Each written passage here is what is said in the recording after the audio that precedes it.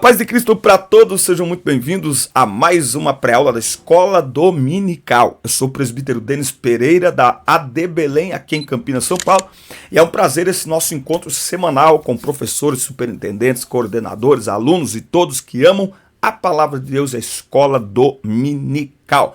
Pegue Bíblia, revista, papel e caneta e vamos juntos preparar mais uma aula. Enquanto você se prepara, preste atenção nos anúncios. Aqui na descrição dos vídeos tem todas as minhas redes sociais. Tem o link do WhatsApp para agendamento de pregações. Nós viajamos pregando a palavra de Deus. As imagens que você está vendo são imagens do último congresso que ministramos agora nesta sexta-feira, no dia 28, de jovens e adolescentes unificados, o MADES e ENADES, da Assembleia de Deus aqui em Sumaré. Tá certo? Pastor José Felipe, pastor presidente, e a liderança, a coordenação do pastor Jair e do pastor Pedro, tá? Entre outras coisas, entre outros lugares que temos ministrado aí a palavra de Deus. Aqui tem um link do WhatsApp para você entrar em grupos de professores no WhatsApp, são 6 grupos que nós temos. Também tem um link para você baixar material gratuito em PDF, slides, convites, comentários e muito mais. E preste atenção. Estamos lançando o inédito treinamento para professores da IBD.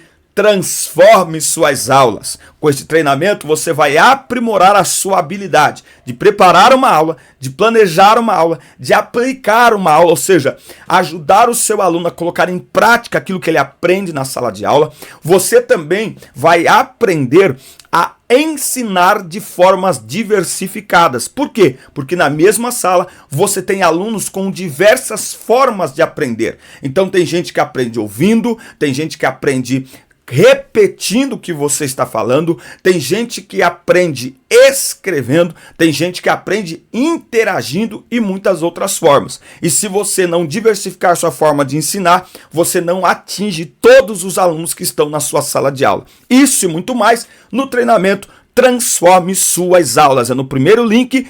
Clica e adquira já por um preço promocional de lançamento e transforme suas aulas. Bora! Qualidades pessoais essenciais para os diáconos é o título da lição 6 na classe dos jovens. O texto em destaque está em 1 Timóteo 3:8. Da mesma sorte, os diáconos sejam honestos, não de língua dobre, não dados a muito vinho, não cobiçosos de torpe ganância. Servir a Deus é um privilégio e uma responsabilidade. Acompanha a gente nesta aula aqui. Interessante. Tem muitos detalhes aqui interessantes para a gente abordar. A aula está no 1 Timóteo, capítulo 3, versículos do 8 até o 13. Na lição anterior, estudamos as instruções dadas a Timóteo para a ordenação dos bispos, anciãos ou presbíteros, que eram os pastores locais, responsáveis pela direção das igrejas e pelo ensino rebanho. Estudaremos nessa lição a respeito do ofício presente nas igrejas do primeiro século, o diaconato. Tá? O diaconato. Qual a principal distinção entre presbíteros e diáconos? Os presbíteros tem a missão principal de ensinar a igreja. Todo presbítero deve estar apto a ensinar a igreja. E os diáconos? Servir, cuidar da igreja, ok? Os presbíteros também são servos, mas eles servem mais na tarefa do ensino da palavra de Deus. E os diáconos nas tarefas, como que a gente pode dizer assim, mais braçais, não é? Servir, cuidar, limpar, enfim, os diáconos. Lembrando, uma observação aqui, que a recepção do título não significa o início do trabalho, ou seja, nós não esperamos o título para começar a exercer a função. Não, o título é consequência do exercício da função. Triste é alguém que recebe o título de diácono sem nunca ter sido diácono, sem nunca ter servido à igreja. Ok? Então, o título é resultado de serviço. Quando a gente entende isso, a gente esquece o título e foca no trabalho. E quando a gente menos imagina, o título vem. Ou não, porque Jesus não teve credencial nenhuma, os apóstolos não tiveram credencial nenhuma. Que credencial que os apóstolos tiveram? Mas eles tiveram credencial, eles foram estabelecidos como diáconos, mas eles tiveram credencial. Preste atenção que eles foram estabelecidos diáconos porque eles já trabalhavam, eles já serviam. Então, o título vem após o trabalho, e não o contrário, não pode inverter. Muito bem. Primeiro tópico, o ministério diaconal. Nós vamos olhar aqui sobre a origem dos diáconos. Os primeiros diáconos foram instituídos em Jerusalém, de maneira titular, ok? Na igreja liderada pelos apóstolos, sob a direção de Tiago, irmão de Jesus. Lucas narra que, crescendo o número dos discípulos, teve lá uma murmuração entre os hebreus, contra os hebreus, porque as viúvas dos judeus, dos hebreus, elas eram tratadas e as dos gregos não, tá? E isso aí acabou acontecendo na igreja porque muitos judeus de fala grega se converteram e aí aconteceu então essa divergência, né? Essa divisão entre judeus de fala grega e judeus nativos, tá? Então, lá naquele primeiro momento a gente já teve aí esse primeiro problema, né? Então, na hora de fornecer a comida aos necessitados, os judeus de fala grega, os hebreus de fala grega notaram que havia uma diferenciação naquilo ali, um desprezo às viúvas gregas. Os apóstolos, então, eles vão agir, então eles vão perceber uma necessidade, não é? Então, liderar é perceber as necessidades e fazer alguma coisa para solucionar o problema que está gerando aquela necessidade. E qual que foi a solução? Foi estabelecer 7 varões como assistentes ou auxiliares para servirem às mesas. Então, o que é um diácono? Diácono é aquele que serve. Tá? Tem algumas palavras para diácono, tá? Uma delas é diáconos, aquele que serve, que ele usa aqui como uma forma de identificar estes 7 varões, ok? Agora, o termo grego para diaconia é serviço ou atendimento. Aí tem diaconel, que é um verbo que é servir. Em ambos os casos, a referência está ligada a servir as mesas, ok? Então, a forma mais clara e prática de nós entendermos o que é ser um diácono é o garçom, aquele que serve as mesas. Para servir as mesas, ele anota as necessidades dos clientes, leva até a cozinha e depois ele volta. E para servir o que foi solicitado e atender as necessidades dos clientes, todo garçom precisa ter uma curvatura flexível, porque você não consegue servir a mesa sem se curvar. Eita! Posição de servo. Servo, servo, servo, servo, ok? Então, diácono é aquele que serve. Como já vimos, Paulo instituiu presbíteros nas diversas igrejas que fundou em suas viagens. Éfeso foi uma delas.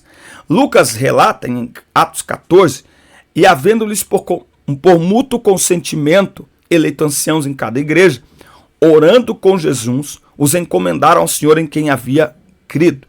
De maneira que foram ordenados diáconos, como se vê na carta aos Filipenses, na qual Paulo saúda a todos os santos em Cristo Jesus que estão em Filipos, como os bispos e diáconos.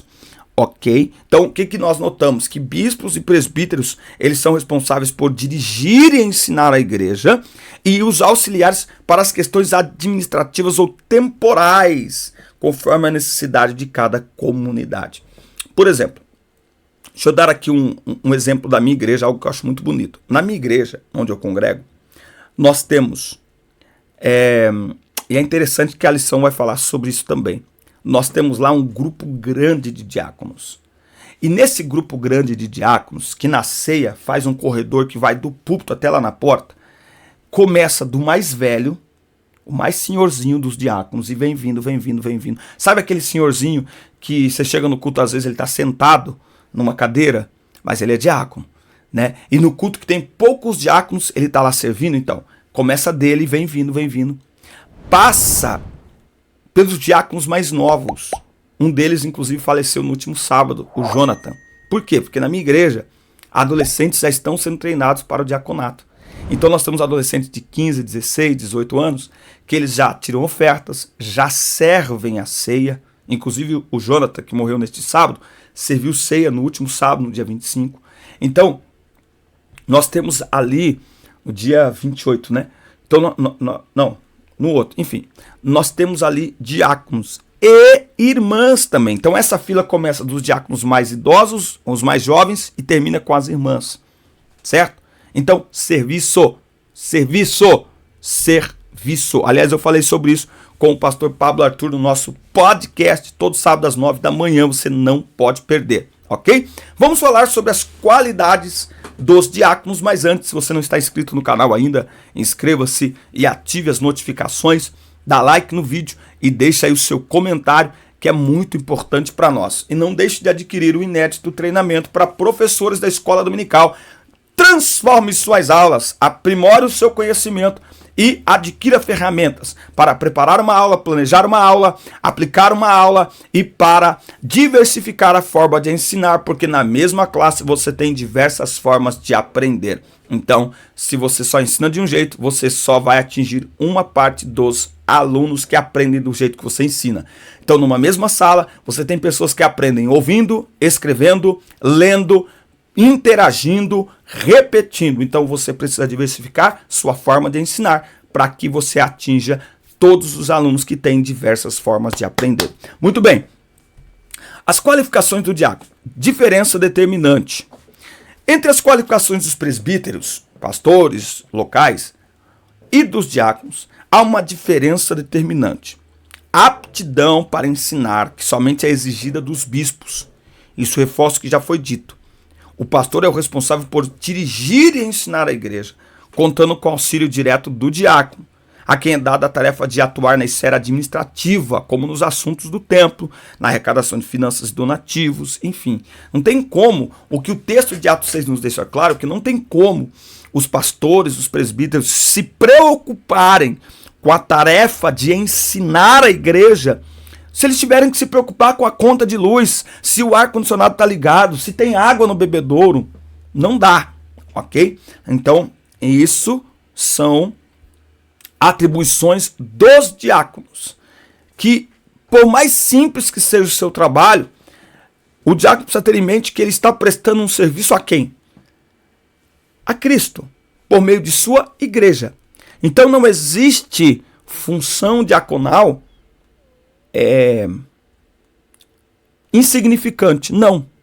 Então o irmão que olha o carro, quem limpa a igreja, quem limpa os banheiros, quem recolhe o lixo, é que parece que, não é, o glamour do altar, né? Então tem que estar no altar. Se eu não estou no altar, o altar não é para todos. E para que o altar funcione completamente, plenamente, ele precisa ter um bastidor bem organizado. E quem cuida dos bastidores são os diáconos. Então, os diáconos, eles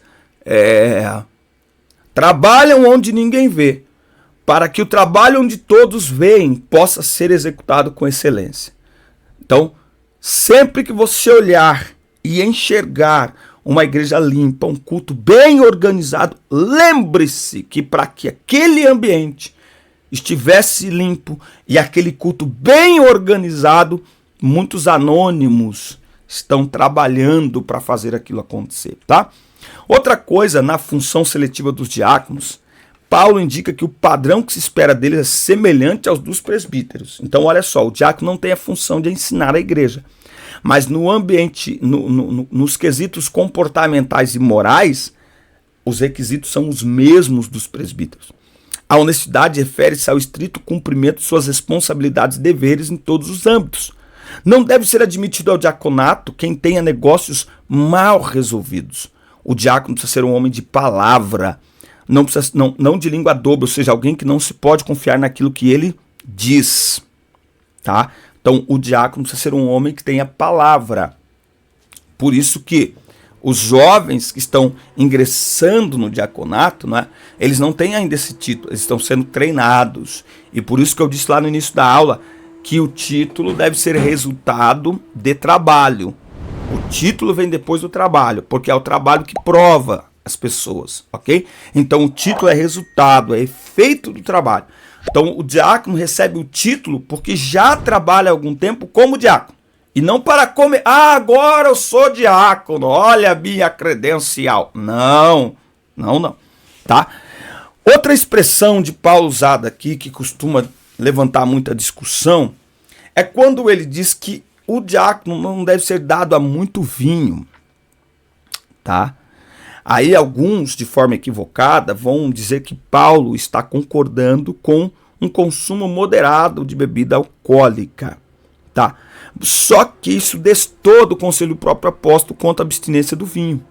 Por isso considera-se que ele estava se referindo a um vinho não fermentado. E eu vou além, tá? E eu vou além. A ênfase desse texto não está sobre o vinho. Quando ele diz não seja dada muito vinho, ele não está falando de vinho. Ele está falando de autocontrole. Ele está falando de domínio próprio. E quando o assunto é bebida alcoólica, a melhor maneira de se mostrar autocontrole e domínio próprio é nem ao menos experimentar. Então, o maior exemplo prático, visível de domínio próprio quando o assunto é bebida alcoólica é nem ao menos experimentar. Então, não cabe aqui ao beber moderadamente, aprecie com moderação, vá para o inferno com essas conversas. Por quê? Porque a Bíblia nos ensina que os beberrões não entrarão no reino dos céus. E ninguém se torna um beberrão do dia para a noite, é de gole em gole. Por isso que a Bíblia diz, não deis lugar ao diabo. Lugar, ocasião, brecha, entende? Fujam da aparência do mal. Então, um cristão verdadeiramente transformado por Jesus, ele não vai brincar com bebida alcoólica. E alguém que está no ministério, pior ainda.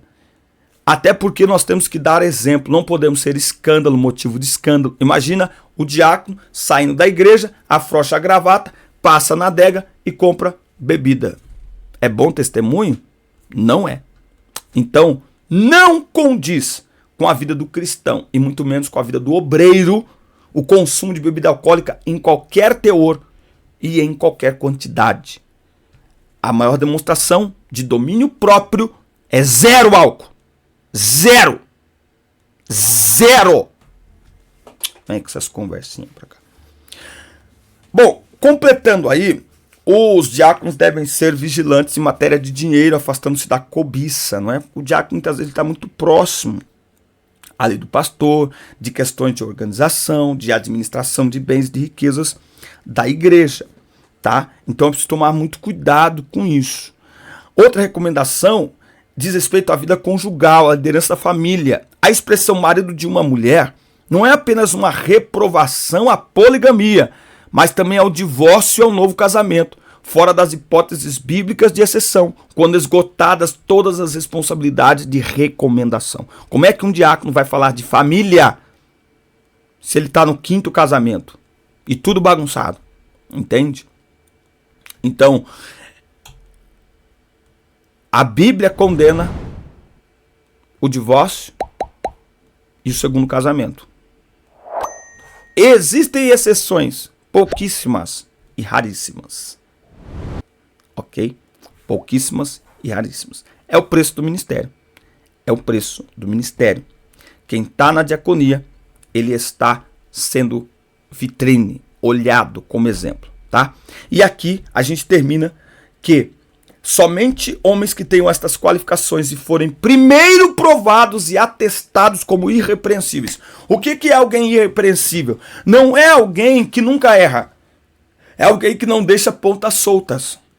É alguém que quando alguém se levanta para repreendê-lo, outro se levanta para dizer, opa, eu sei quem é essa pessoa. Ele não fez o que você está falando. Ou, se fez, já corrigiu. Já corrigiu, borracha, já era. Ok? Então, uma pessoa irrepreensível. Ok, meus amigos? Essa é a nossa aula dos jovens. Aula linda, aula especial. Participe, inscreva-se, ative as notificações, dá like no vídeo e deixe o seu comentário, que é importante para nós. Bom, e qual a referência que se faz às mulheres? Mulheres podem ser diaconisas? Aparentemente, Paulo abre uma nova seção em seu texto para referir-se às mulheres. E, como ele havia dito da mesma sorte os diáconos, agora diz da mesma sorte as mulheres.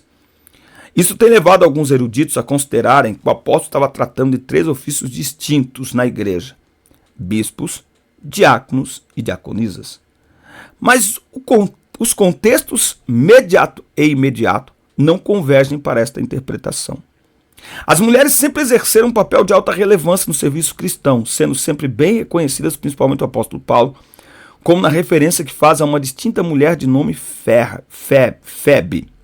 Alguns intérpretes acreditam que se tratava de uma diaconisa. Contudo, é sabido que a referência à diaconia é feita muitas vezes no Novo Testamento em relação à função de servir, não ao ofício do diácono como um cargo de estrutura ministerial. Tá? Então, veja, eu acho que a grande questão que nós temos é a questão da nomenclatura.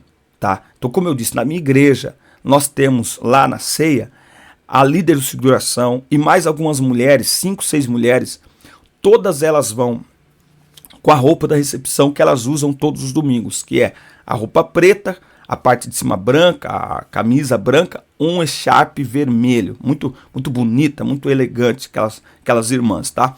Agora, a igreja já é sabido, a Assembleia de Deus ela não dá credencial de diaconisa para mulheres. Um ou outro ministério, não é? Esse dia eu estava pregando numa igreja e na hora da oferta eu notei que foram irmãs que vieram tirar ofertas. Não é? Isso não é muito tradicional no nosso meio. Né? Agora veja que a diaconia ela vai além do título. O que é diácono? Aquele ou aquela que serve. Pronto. Eu acho que a grande lição que as mulheres nos dão é que título não faz o obreiro. Tome. Pronto. É isso. Títulos não fazem o obreiro. Pronto. Acabou. Não é o título que... Não. Porque se fosse título, as mulheres não serviriam. Não serviriam. Porque o título máximo que se dá para uma mulher é missionária. E com raríssimas exceções. Quantas missionárias você conhece que tem credencial de missionária? Mas fala a verdade. Fala a verdade. As igrejas se sustentariam se não fosse o trabalho das mulheres, com crianças, com jovens, com adolescentes, na liderança, na cantina, na limpeza, e vai. Sustentaria?